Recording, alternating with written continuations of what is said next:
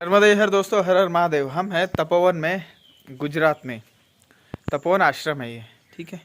चलिए आपको यहाँ की रहने की व्यवस्था दिखा देते हैं। देखिए आसपास में बहुत बड़ा आश्रम है, मतलब बड़े आश्रमों में से एक है रामानंद और तपोवन।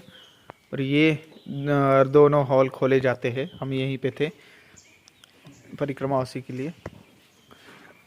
और आगे घाट भी बहुत सुंदर, तपोवन का एरिया भी बहुत अच्छा है। एक छोटी सी गौशाला है यहाँ पे। चलिए आगे चलते हैं।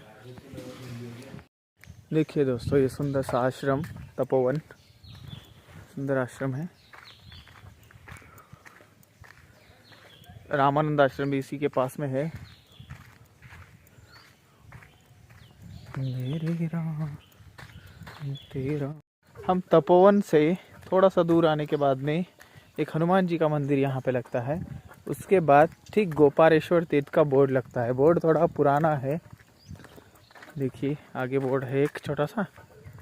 वहाँ से भी जा सकते हैं और उधर से घूम के भी जा सकते हैं, लेकिन इधर का गेट मेरे ख्याल से बंद हो सकता है, नहीं खुला है। ये है गोपालेश्वर तीर्थ का बोर्ड। अंदर की तरफ है छोटा सा मंदिर गोपालेश्वर महादेव। चलिए चलते हैं अंदर। देखिए दोस्तों, ये गोपालेश्वर महादेव का परिसर है। ये देखिए गोपालेश्वर महादेव जी का यहाँ पे श्रृंगार हो रहा है। मैं अंदर जाके बोलूँगा नहीं, ठीक है, सिर्फ वीडियो बनाऊँगा। आगे जाके आपको समझाऊँगा महत्व का यहाँ का।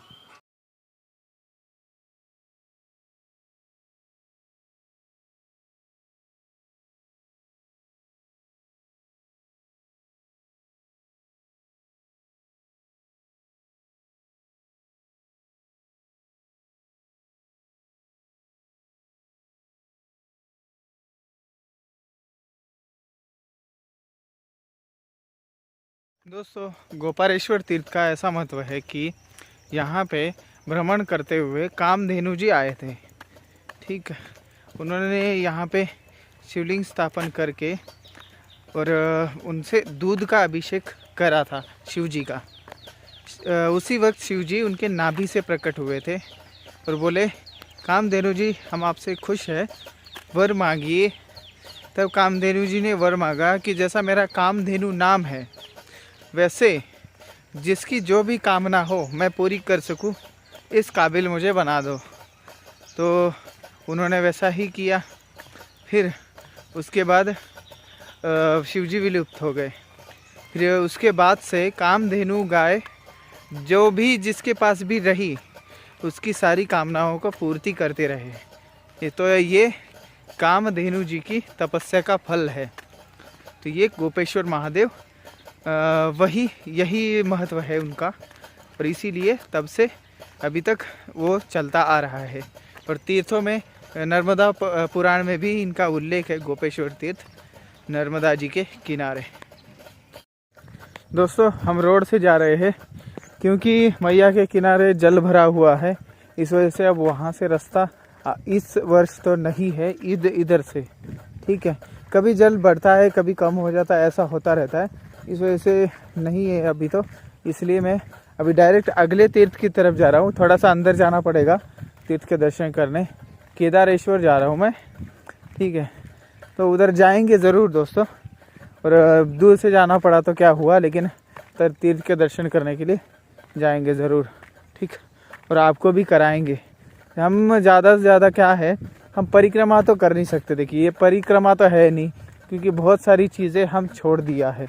मतलब नियम परिक्रमा तो नहीं है, लेकिन हमारी यात्रा ज़रूर बोल सकते हैं, और तीर्थ यात्रा बोल सकते हैं। अपन तीर्थ करते करते हम आगे बढ़ रहे हैं बस। परिक्रमा तो हम कहाँ कर सकते। ऋषि मुनि देवता, उनका काम है परिक्रमा करना, ठीक है। चलिए फिर आगे की तरफ बढ़ रहे हैं हम। सड़क के दोनों किनारे कपास, केली और तुअर की खेती है। बीच बीच में और कुछ भी है, लेकिन वो पता नहीं लग रहा है क्या है। और मैया यहाँ से ज़्यादा दूर नहीं है, 1 किलोमीटर के अंदर अंदर ही है। इस खेत के परे एक और खेत है, फिर उसके बाद है। अब आगे हम चल रहे हैं केदारेश्वर। केदारेश्वर बहुत महत्वपूर्ण स्थान है, क्योंकि 2-3 तीर्थ एक ही जगह पे है, ठीक है। और चलिए, ये गांव पड़ता है शेराव गांव, शेराव ऐसा। थोड़ा सा आगे आते ही रामकृष्ण सेवा आश्रम की तरफ से परिक्रमावासी के लिए बाल भोग की व्यवस्था है।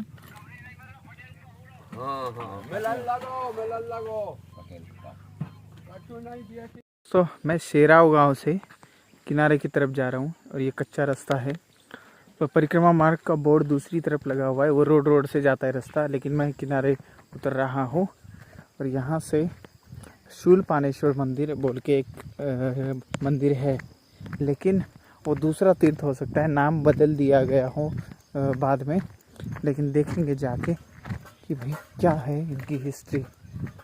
ठीक है, अब यहाँ पे 2 मंदिर बताए जाते हैं, सिद्धेश्वर, शूलपाणेश्वर, लेकिन लोगों को शूलपाणेश्वर पता है, इस वजह से शूलपाणेश्वर का रास्ता पूछते पूछते किनारे आना है। यहाँ पे लोग बताएंगे कि आपको किनारे से रास्ता नहीं है, लेकिन आ तो जाना है, कम से कम दर्शन तो करने आना, अगर नहीं भी होगा तो भी। ठीक है, ये कच्चा रास्ता जा रहा है, ये कच्चा रास्ता शूलपाणेश्वर जाएगा, देखते हैं आगे क्या होता है। और वहीं से केदारेश्वर के लिए भी रास्ता जाएगा, लेकिन हमें जंगल होते हुए रास्ता बनाते हुए जाना पड़ेगा, क्योंकि पिछली बार मैं रोड से गया था, फिर अंदर जाना पड़ा था, लेकिन अभी मैया के किनारे से ही डायरेक्ट निकल गए केदारेश्वर, तो बहुत अच्छी बात है, किनारे किनारे हो जाएगी अपनी परिक्रमा बहुत सुंदर तरीके से। यहाँ से देखिए ऐसा रास्ता है, अब आगे इधर से थोड़ा रिस्की रास्ता हो सकता है, और मुझे कहाँ से जाना पड़ेगा, इधर से ही जानता हूँ। ये देखिए, ज़्यादा यूज़ ना होने की वजह से रास्ता ऐसा है। और दोस्तों, तीर्थों को ढूंढ के जाना पड़ता है, कुछ तीर्थ मैप पे है और कुछ तीर्थ में गांव के हिसाब से लोकेशन देख के जा रहा हूँ। मतलब वहाँ से बताया गया है नर्मदा पुराण में कि भाई यहाँ से 2 मील आगे, यहाँ से 2 मील पीछे, यहाँ से 2 मील पूर्व की तरफ, उत्तर की तरफ, ऐसे बताया गया है। तब जाके मैं जा रहा हूँ ऐसे करते करते। और देखिए आगे मैया तो दिख रहे हैं, लेकिन वहाँ से रास्ता हो जाना चाहिए। और अभी फिर से 4 रास्ते हो गए, अब देखना पड़ेगा कहाँ पे है, किस साइड है। कि यहाँ से 4 रास्ते हो गए थे, अब हमें इस साइड जाना होगा। इस साइड शूलपाणेश्वर मंदिर का रास्ता दिख रहा है, और यहाँ से कोई भी मंदिर दिख जाए तो उसकी तरफ हमें बढ़ते रहना है। देखते हैं कहाँ पे है। और यहाँ से कोई ज़्यादा लोग आते नहीं है लगता है, यहाँ से ऊपर जाते ही मंदिर कोई ना कोई दिख जाना चाहिए। शूलपाणेश्वर मंदिर दिख तो रहे हैं, इधर घर है, चलिए देखते हैं। ये देखिए अब ऐसा रास्ता है, लोकेशन कुछ और कहीं और ही कुछ दिखा रही है, और यहाँ पे हम कुछ और कहीं और ही जा रहे हैं, जो चाहिए वो दिख नहीं रहा है। ऐसे जंगल में ऐसे हो जाता है, इसीलिए ढूंढते पूछते जाना पड़ता है। इधर एक मंदिर है छोटा सा, चलिए चलते हैं, देखते हैं कहाँ पे आए हैं अब।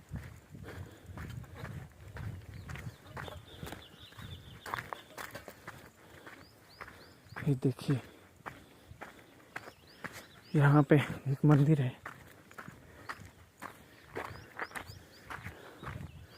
हम आए यहाँ पे, देखा क्या सुंदर जगह है।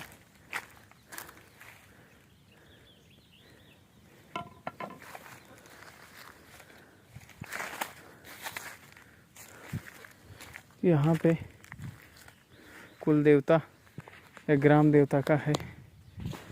ये देखिए मैया का सुंदर नज़ारा।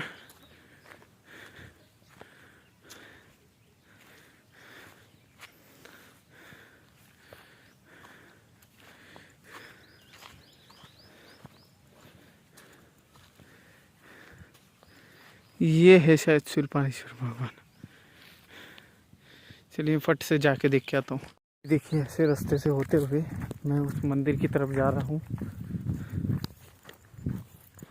देखते हैं कहाँ पहुँच गए हम।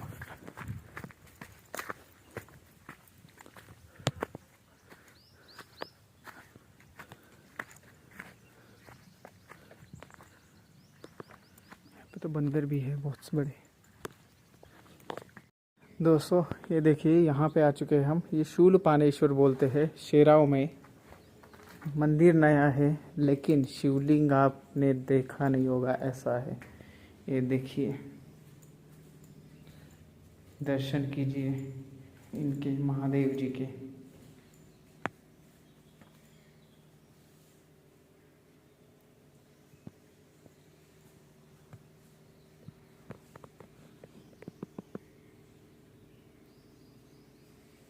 और शिवलिंग देखिए आप, नीचे से ऊपर तक कितनी सुंदर है।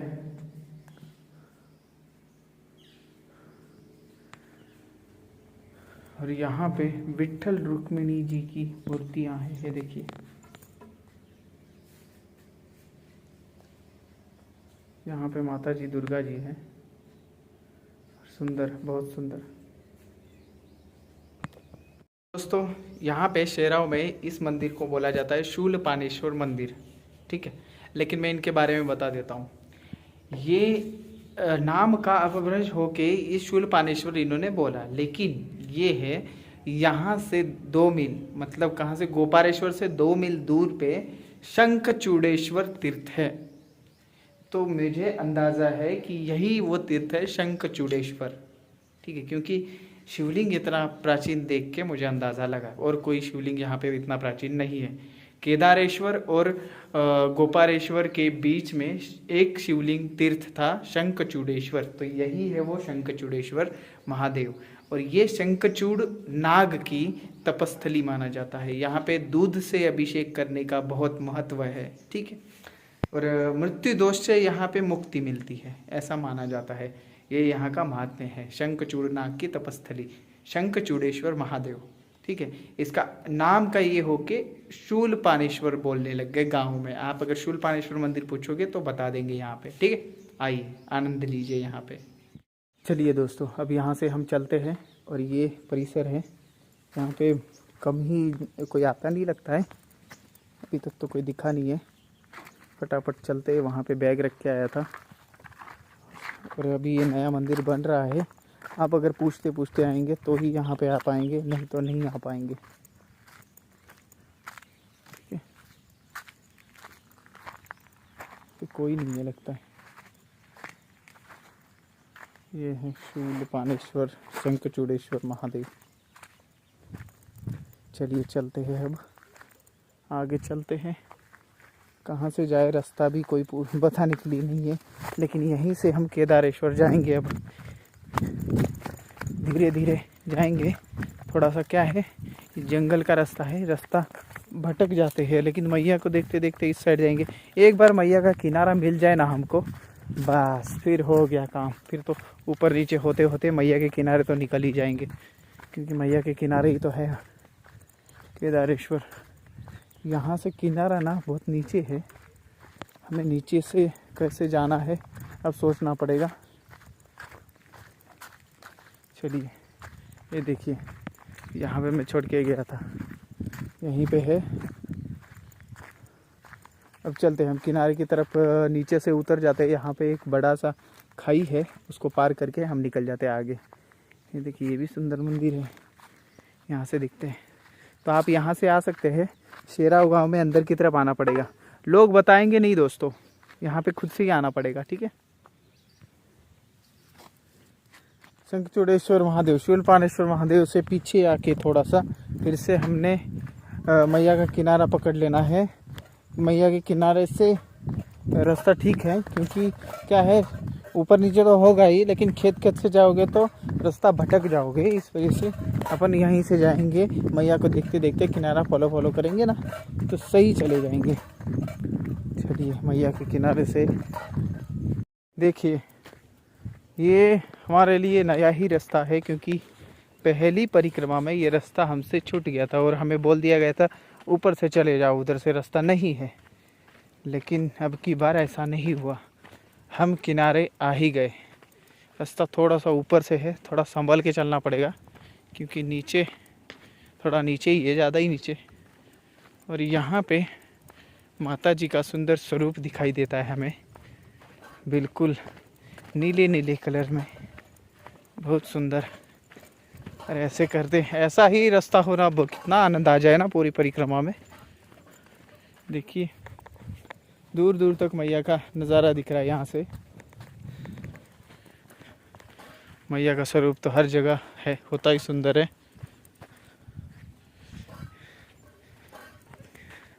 किनारे से रास्ता है लेकिन बताते नहीं ये लोग, कहीं कहीं पानी भरा हुआ है इस वजह से नहीं बताते होंगे। हाँ, मुझे थोड़ा सा खतरा था, ये जो नदी है ना बीच में, ये झरना, इसका खतरा था क्योंकि ये मैप में ये झरना दिख रहा था लेकिन इस झरने में पानी नहीं है। तो सही आ गए अपन, है कि नहीं। देखिए बद्री केदारेश्वर है आगे। पिछली बार बद्री केदारेश्वर के लिए अंदर आना पड़ा रोड से, फिर बाहर जाना पड़ा। ये देखिए, अगर मैं उधर से आता, सोच लीजिए उधर से आता, इधर से वो जो ऊपर वाला रास्ता था खेत खेत, तो इधर से तो ये अभी यहाँ से कैसे आता, इसलिए किनारा पकड़ लिया, इसलिए किनारे से अब सही जा रहे हैं अपन। आपको भी ऐसा ही आना है, ठीक है। देखिए यहाँ पे कितना सुंदर रूप है मैया का, और ये हरी हरी घास, और हम चल रहे हैं आनंद लेते हुए, हिलते डुलते हुए मैया के किनारे। ये है हमारा परिक्रमा मार्ग। इस मार्ग से साधु संत कितने सारे गुजरे होंगे, उसी मार्ग से हमें जाने को मिल रहा है। हम है भाग्यवान। देखिए कितना सुंदर लग रहा है, वाह, आनंद आ गया आज तो मैया का ऐसा रूप देख के। और आगे एक चट्टान है, कैसी खड़ी है दिखाता हूँ आपको आगे जाके। कितना सुंदर रास्ता है, देखिए। अब थोड़ा सा अपना रिसर्च भी लगाना पड़ेगा आपको। क्या है, सभी गांव वाले बोलते हैं रोड से जाओ, रोड से जाओ, आश्रम है उधर, आश्रम है उधर, लेकिन ऐसा नहीं करना है, अपना भी थोड़ा सा दिमाग लगाना है। लेकिन जंगल में हो तो अपना दिमाग नहीं लगाना, जंगल में रिस्क बिल्कुल नहीं लेना, ठीक है। और बाकी मैया के हाथ में है सारा, हम क्या बोल सकते हैं। रेत में से जा रहे हैं हम, देखिए। चलिए आगे की तरफ चलते हैं।